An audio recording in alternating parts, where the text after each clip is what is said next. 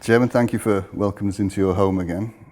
I was beginning to think I was never going to get to Abu Dhabi again. So thanks for the invite. You're always welcome.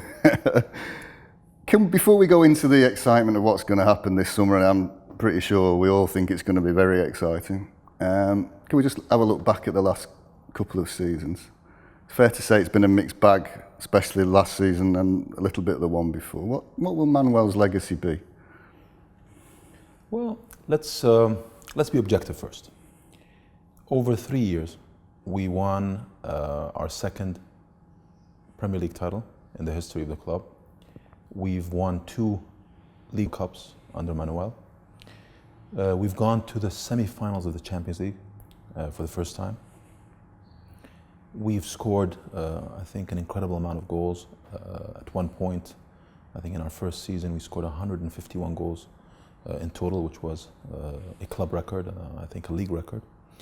So there's a lot of achievements that have been made in those 3 years that I think we all have to recognize Manuel and the team around him. And we should thank them and be grateful for these achievements. At the same time, I think we also can't hide the disappointment, particularly this year. We've had, I think all of us came with high expectations for this season. And I think at the end of the day, I cannot hide the disappointment of myself, obviously Sheikh Mansour, I know the fans of the club, and I'm sure the entire team. I mean, there's some glowing statistics there. On the other side of the coin, it would be fair to say there was an underperformance in the Premier League, 10 defeats. Couldn't beat any of the relegated sides away from home, or any of the top 5 home or away. That's kind of not in the grand plan. Oh no, it's extremely disappointing. I think, again, you'll see me always jumping between being objective and obviously the emotional part, which we all have. We won the League Cup. We went all the way to the semi-finals in the Champions League, and it took us, unfortunately, to the last game of the season to achieve what I would categorize as the bare minimum acceptable. So, mixed bags. It's quite disappointing. I think our performances, particularly in the Premier League, have been inconsistent. I felt this year we just weren't ourselves. A lot of things weren't just clicking. Our home performances have been the worst in many years. I've normally, and we're used to it now, we're solid at home. We are tough to beat at home, and we don't lose too many games at home. And then particularly against the top 5, top 8 now with the quality that the Premier League is becoming, our record also was quite poor. I think this year we slightly went off track.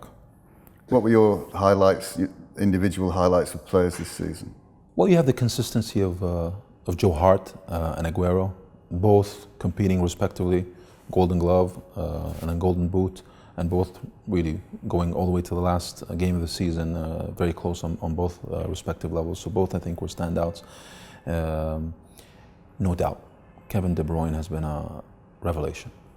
We've invested a lot in bringing Kevin to the club, and he's proven that he's worth every penny.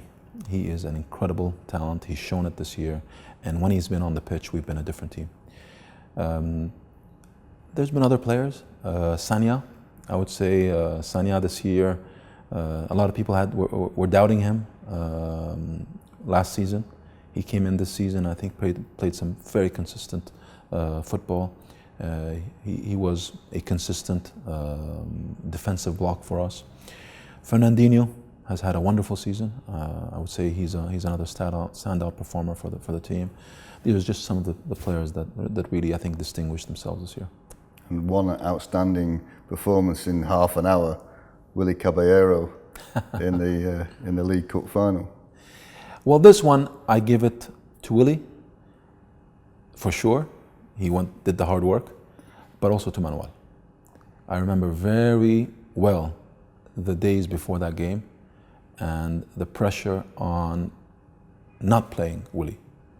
But Manuel stuck to his principles, stuck to the commitment he made to Willie and the team, and it worked out extremely well. Willie did an incredible performance, and he won us the cup.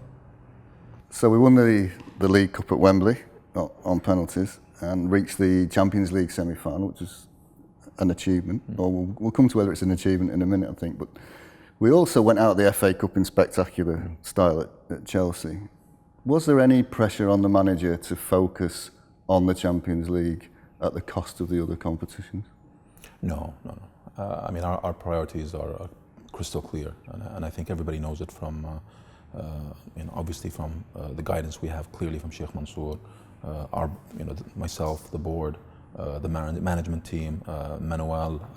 We all knew, and we're all clear, and we continue to be clear. Our objective is to win the Premier League every year. That is our target.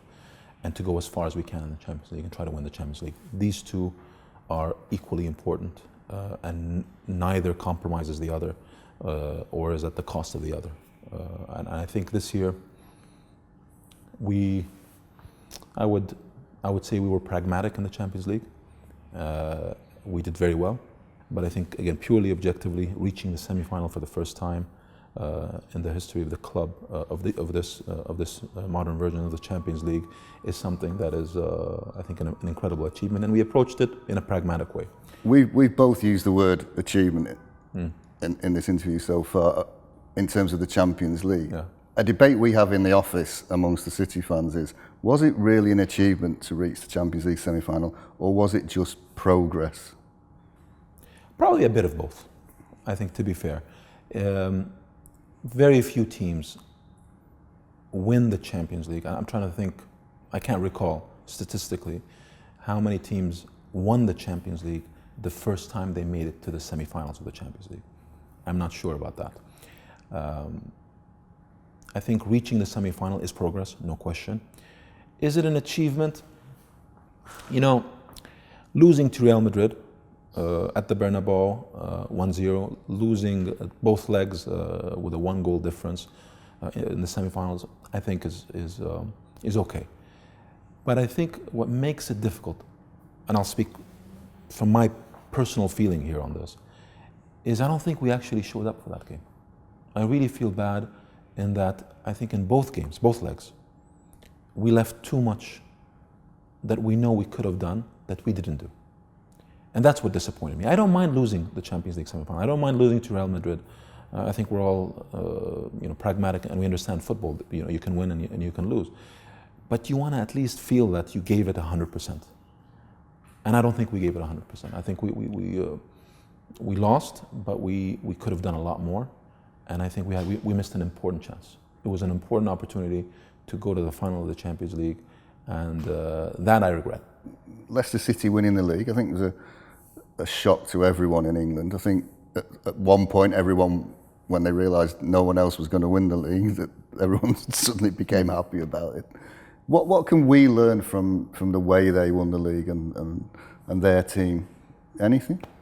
I think, as a football fan, it's an incredible achievement. It's something I'm delighted for Leicester, for their fans, for everybody involved in that club. It's an incredible achievement, and I think we can all really just hats off and commend them for an incredible, and really I think maybe it's the right time on behalf of everyone at Manchester City Football Club congratulate Leicester for this tremendous achievement.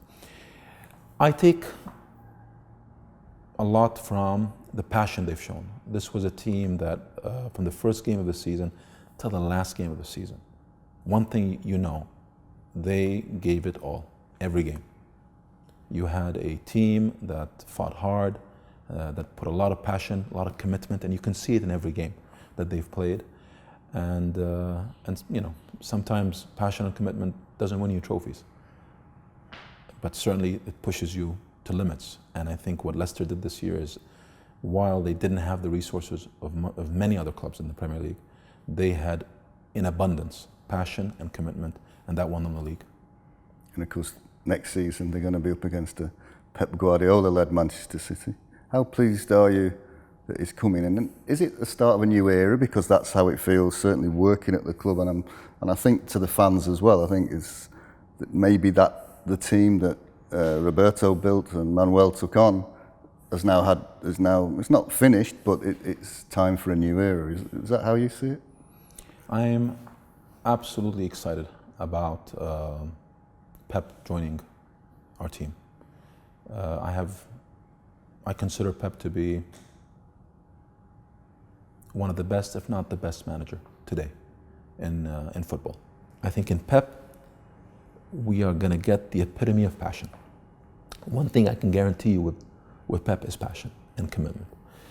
And I think he will bring a lot of that into this team. He's a winner. He's a proven winner. He has won professionally in every team he's coached. His record in Bayern Munich, his record in Barcelona, I think speaks for itself. The trophies, he's won every single club competition out there, from the Champions League to the La Liga, to the Bundesliga, to the respective cups in both leagues he's played. You know, we are getting a proven winner. We are getting a passionate man. We are getting someone that I think will be an incredible asset to Manchester City. And I have no doubt that he will transform our team to a whole new level. We will make changes. I hope, as always, for the better. We're working very closely. I can assure you we are all as committed as ever to make sure we have a team next year that Pep can take on, can develop, can nurture, and then can play in a way that shows passion, shows commitment, shows quality, continues on some of the great things we've done over the last couple of years, which is be constantly a high-scoring team with goals, with beautiful football. I think you'll see a continuation of that, an evolution of that. And I have to say, I have a lot of expectations. Maybe I shouldn't be saying that right now, but I think I owe it to the fans. Sheikh Mansour is approaching this year, as with every year, but particularly this year, with a lot of expectations. And I am working very hard to make sure that together with Pep, with our management team, Ferran, Chiki, Brian, the rest of our organization, we're going to do everything possible to make sure this team is well set for a hugely successful season next year. And people who've met him, I haven't yet, but talk about his fantastic energy, and he energizes the people around him. He's a leader in a different way. Is that fair to say? He is. He's unique. Really, I've spoken and dealt with many people in football over the years, managers, players, executives. I must say I've never dealt with anyone like Pep. Pep is. He's unique. His love for the game, his passion for the game. I remember spending, I think, 3 hours together at one point, just the two of us. We were looking at our team and how he wants to play and his methodology, his philosophy, his approach, without ever mentioning a single player by name. And you can imagine how hard that is to do. But he is in that way a unique character. And I think someone our fans will embrace. I think someone English football will embrace. He will be an asset, in my view, to the Premier League. And I think we're going to go and do some great things together. And incredibly, he said that he's come here to learn. He's come to England to learn. That doesn't surprise you, I guess. No, he's a humble man. He's a very humble man. He knows how committed we are to him. You have to bear in mind that this journey to get Pep didn't start. Since 2012, was let's say the first time we tried to get Pep to join us. And obviously the relationships within the club are known, the history with Chiki, with Ferran. He's someone that knows our club well. He's been following us ever since. And I think you'll be surprised at the level of knowledge he has about Manchester, about City. He'll surprise many people with what he knows about our team's history. And he wants to learn. He's hungry to learn. How easy was it to land him then? Was it a long conversation? I mean, we know he went to Munich, but how easy was it to persuade him to come, or did you not even have to persuade him to come this time? Pep's the manager of Manchester City, and we have him today. We have him finally, and I think the environment that we have at Manchester City is, I believe, the ideal scenario, the ideal environment for someone like Pep to grow and evolve into even a better manager. I'm confident in that, and I'm actually, we're betting on that. We've touched on CFG a little bit. Yeah. Let's just move on to that for a few minutes. Are there any? The 4 clubs are still in place. Are there any plans to add to the 4? Today we have 4 clubs, and we are going through the development of the 4 clubs. I won't comment on Manchester City. We spoke a lot about that, but maybe just for a second talk about Melbourne, New York, and Yokohama. These are developing well. We have an ambition as a football group to have an organization that is global and that will have multiple clubs as part of it. So I would say when the opportunity arises, and we are looking at opportunities, you can expect us also to add to the number of clubs we have already within the organization. Anywhere in particular? I think it's too early for me to pinpoint. I think we're looking at opportunities. We'll see how it goes. At the right time, at the right place, we will tell you. You mentioned Melbourne, New York, and Yokohama. What does success look like in those 3 places? In footballing terms, success can only be judged by winning, and winning is how I would winning the respective leagues today. In Melbourne, whether it's in Melbourne, we've now been involved in 2 seasons. Both seasons, we finished 4th. Good progress. I think in Melbourne we broke the record for the A-League in terms of number of goals scored with Bruno and Aaron. But the objective is to win the league. That is our objective. That is our target, and that's what we will strive for.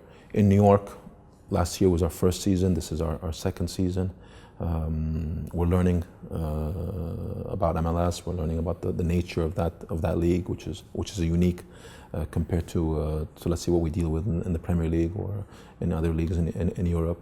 Our objective is to win the championship there and to be champions, and that's what we will strive for, and that's the responsibility that Patrick has taken upon him. So I think, and the same thing obviously in Japan with Yokohama. In footballing terms, our objective is consistent and has to be consistent in any team we're involved in. Our objective is to win. Can we switch to the Manchester City women's team for a while, and the Melbourne City women's team, and maybe women's football in general? Melbourne, of course, fantastic. Incredible. Fantastic doesn't do it justice. What a season they've done. Broken every record. Started with the only challenge for them is where do you go from there after such a perfect season. So incredible achievement for them there. I think in Manchester we're doing the same. Great start for the season. They're doing extremely well. The decision by us as a group to get into women's football, to invest in women's football, has really, I think, proven to be a success. It's been a great success in Melbourne, and it's growing to be a success in Manchester. And I think you'll see us doing that potentially in New York at some point, and in any club we're involved in. And the wonderful thing was, in the middle of the season, the 2 women's teams came here to Abu Dhabi. Yes. And was that a big success too? Yes, absolutely. It was a great success. I was fortunate to be in town and actually attend the game. It was wonderful. And does it spark an interest in women's football? It's growing. There's no doubt that's another part of the game that's growing. It's always been very popular in the United States, but now you're seeing it in the rest of the world. It's popular in the United Kingdom right now. It's actually popular here in the UAE. It's growing. You touched on a little bit how different football is in America. No promotion and relegation there. Is that something you like? And it's common in all American sports. Would you like that got rid of in the Premier League? There's been talk about forming smaller elite leagues or European leagues and maybe one team getting promoted. And would you tamper with our system as it is? Would you prefer an American type system? I mean, there's a lot of history with the system we have in Europe and obviously in the Premier League. And I wouldn't want to tamper with history. I think that the game, the clubs, the fans, it works. So I wouldn't want to tamper with something that works and is successful. I still am formulating, I would say, my view in terms of the MLS and particularly two areas. One being, there's no relegation, and the other being that absolute parity and how that works. I think I'm formulating my view. I wouldn't say I'm yet feel very strongly about this. I'm seeing how this season goes. We're learning as an institution, as a club, in terms of how MLS works, and we'll get it. We'll get it right. I'm confident in the team we have and the people we've had in the club, and I think we will get it right there. There's been some investment in the group this year from CMC in China. In layman's terms, to our fans, what does that mean for Manchester City, first and foremost to City fans, but to the group as a whole? Well, we have great partners in CMC. They come from China. China is a huge market for us, tremendous potential to tremendous value for us long-term as a club, both financially, commercially, and potentially having a club there in the future. So we have a lot of aspirations in China that benefit Manchester City and benefit City Football Group. And having a first-class partner as CMC to be partner and to be a committed partner within our organization is something that can only add value. So I think at the end of the day, we have a great partner. They've brought in and put real money into the club and into this group. They add value in terms of opening up markets and add commercial value for us. And I think, while we never had really an intention to sell, I think when we saw value, real value in terms of the long-term business of what we're trying to create, we were happy to partner with them. They are a minority shareholder. I don't anticipate us selling any further. Under 20% is something, I think, a percentage that is acceptable, and it's good for a minority shareholder. And for us, we will continue committed as ever to continue to grow this business. So no one needs to worry that you're starting to sell off CFG piece by piece, which would be in some people's minds. I wouldn't dare suggest that to Sheikh Mansour. Sheikh Mansour is deeply committed, I think, owner and deeply passionate about this organization, this group, and of course, particularly Manchester City. This is a subject matter that I can tell you, Sheikh Mansour his commitment is untouchable. Let's talk about the cold, hard practicalities of that marriage. Mm-hmm. Finance. It's been another good year for the club financially. I know you're not going to reveal any figures here, but would it be fair to say that we have made a profit again this season? Absolutely. We have made a profit again. We are constantly moving in the right direction financially as a club. And today, one of the commitments, and that's one of the things I would say particularly proud of. Sheikh Mansour had a view from day one, had a dream from day one, that he would invest in a club, he would build value, he would put a lot of commitment to it, but that club would be financially sustainable and profitable. That dream is a reality right now. It's a reality, and it works. And we are today a top club in the world, we are financially sustainable, and we are consistently profitable. Is it, are the plans for infrastructure still there? Is Adel going to be part of Manchester's community for a long time? I mean, we know there's the deal with the council to build lots of homes. Is that still an exciting part of the venture? Absolutely, absolutely. It's been, our commitment in Manchester continues to grow and to grow stronger, year by year.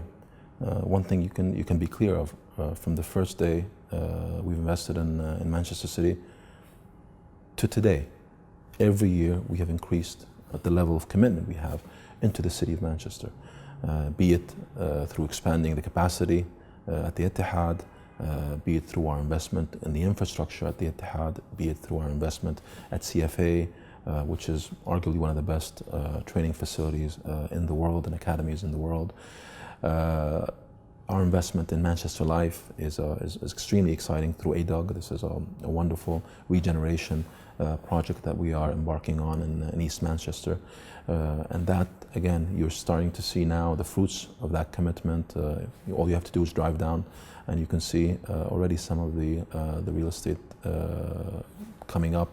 And this is going to be, as you've always seen from us, high quality infrastructure, high quality assets, and a clear long-term commitment to the city. The roots between Abu Dhabi and Manchester are intertwined and forever growing, certainly in the community, and it's a big year for City in the community. 30 years, absolutely. Very exciting. From day one, Sheikh Mansour was committed to the community, and I think the way we have supported City in the community over the years since 2008, and now it becoming a global arm to the club, a successful global arm. It's something that we're very proud of, we're very committed to, and this partnership will continue and will continue to grow. And something that football doesn't necessarily get credit for. I mean, everyone talks about the wages and the transfer fees, but a lot of effort, time, money, care goes into the various communities. It's critical. It's a critical part of success, because the game we're in, the growth trajectory that you're trying to build, the fan base, not just domestically but globally, it really requires, from our side, a commitment to the respective communities that we're involved in. And I think we are doing that through this partnership, and we need to do more. And we are ready to do more. And Sheikh Mansour, no doubt, from day one till today, is something he follows up personally on. And that community helped choose the new badge. How excited are you about that? How, again, it's a signal of another era, a new badge, a new manager. Well, we always look to the future. We always look to the future, but without forgetting the past. And I believe this new badge is exactly that. It's looking at the future while taking into account completely the past and bringing that history to be part of that future. And I think that's how I would describe this new badge. I'm very excited about it. It comes in a time as we embark, as you said, into this new era with Pep. It comes in an exciting time. We have to be also quite excited. I mean, I know the fans, I have to maybe spend some time here about the fans this year. I'm sure a lot of times during this year, the fans were very frustrated, and rightfully so. Our club is a special club. I really believe that. And our fans are special fans. They've gone through a lot, and they've always stuck with this team. There needs to be a constant recognition from the players and from everybody involved in this club towards our fans. They're the ones that will carry us in the tough times. City fans like nothing more than to see one of their own come through the ranks, make the first team. It's always extra special. Those sorts of players always get a little bit more patience from the crowd. They can make mistakes that others can't make. How will Pep bridge that gap between the academy and the first team? Well, that's one of the reasons why Pep was so highly considered by us. That's really that ethos that we have at Manchester City, that Pep I think, actually believes to the bone. He's done that with Barcelona. He's done that with Bayern Munich. Even with the abundance of talents that he had in both respective first teams, Pep always has a knack for talent. And he loves to find young players that have incredible talent. He finds that talent, he nurtures it, and you find them evolve and really, succeed in both respective first team experiences that he's had in Barcelona and Bayern Munich. I think today, at our club, we have that. I think we have incredible talent today. This is the first time in years since we've started this this experience that truly, and at every level almost within the team, the football club, we'd have incredible talent. We really do. This is an organization that has won the under-10s national championship, under-13s, under-15s, and then the under-18s this year. We are competitive with a lot of talent across all age levels, going all the way to the EDS.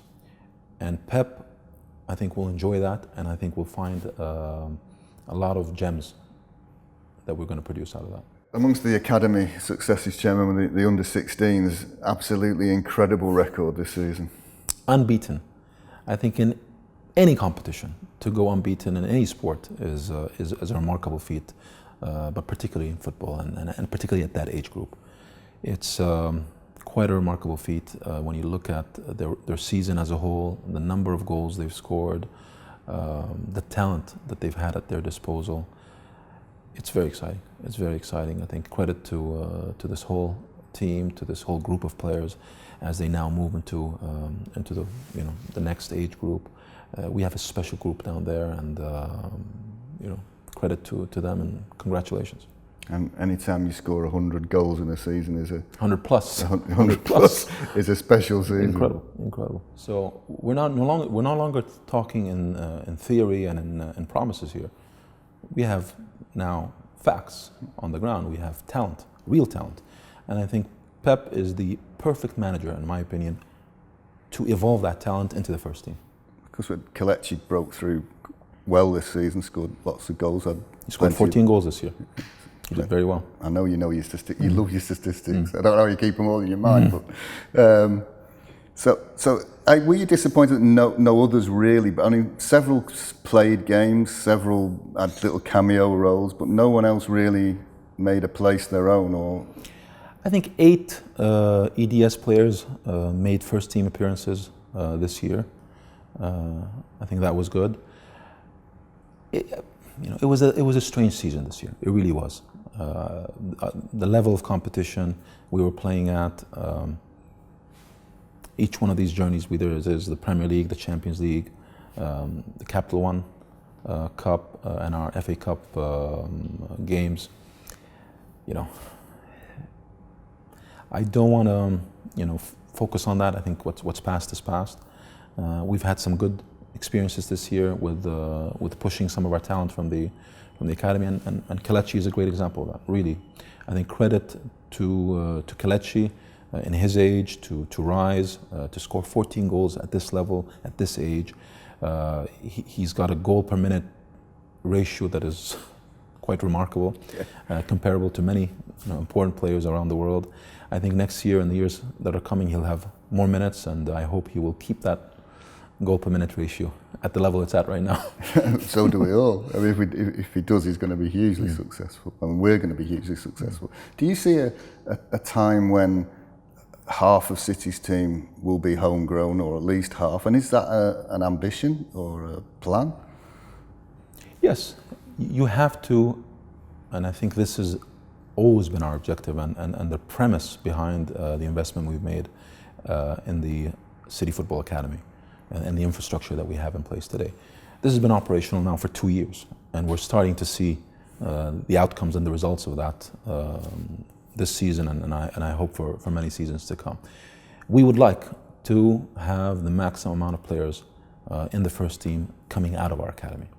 Now we also have to recognize the Premier League is evolving very quickly also. The level of competition, the level of quality in the Premier League is remarkable. You know, there is no easy game in this league. There just isn't. Home or away. You could play as champions of England, or of the Premier League, sorry, home or away against the bottom of the table, and I assure you, it is an extremely difficult game, both home and away. Very few leagues, I don't believe any other league in the world has that. And that's the beauty of the Premier League, and that's why it's going to be even more competitive in next year and the years to come. We have to learn from that, and we have to constantly be ready for the next challenge. I believe the next challenge for us, but to be honest with, for every other top team in the Premier League, it's going to be how do you deal with the additional challenge of a much more competitive league. It's a beautiful challenge. It's great for the Premier League. It's great for us as a team in the Premier League, but it's also going to make it even more difficult to win the league. I think winning the Premier League is getting more and more difficult and will get tremendously more difficult next year. As ever, that will be players and managers, you know, will decide. We can't do anything about that now. But I mean, what the young players at City can do this summer is put themselves in the spotlight. It's one of those unusual summers where the senior players are all away. Correct. So Pep will be working with the youngsters for the first month or so, and that's a great chance for one of them to push their way into his plans. Absolutely. I mean, players like Manu Garcia, Alex Garcia, Brendan Barker, Brahim Diaz. I mean, we have some very talented players. All these players will get the chance. Will get the chance. Pep, I am sure, will spend a lot of time and will have a lot of time for these players, for our younger players within the academy, and I'm sure we will see more players next season making it to the first team. Having said that, we know we're going to be in the market.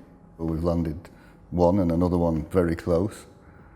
What will the policy be this summer? Will there be a huge churn of players? Will there be 5 or 6 in or 5 or 6 out, or do you not envisage it being that many? We have to keep that balance always between what we've built and the future. We have to keep a balance between age groups, between young players, experienced players. We have to keep a balance, and obviously all this balance is really in the hands of Pep. Pep has a particular way that he wants to manage the squad, a particular way that he wants to play, and I think we'll need particular players that I think will join the team that fit and will be molded to the way he'd like this team to play. And there's some players that their time is right for them to move on. So I think that we will have some changes this summer. We will invest, as we've always done, in this club, in this team. We will provide the necessary resources for Pep to build a team that has the ambition and the capability to go and win back this Premier League for us, to go as far as we can and try to win the Champions League, and as I said earlier, to keep pushing at the cups. And what about his other team, the backroom team that will help him do that? He's bringing some people with him from Bayern Munich, but is there some continuity there as well? Yes. Now we have, obviously, Brian Kidd continues to be and will continue to be part of our team. Brian is an essential part of our organization, and I'm delighted that he will continue, and Pep has been explicit in his need for him to stay part of his team.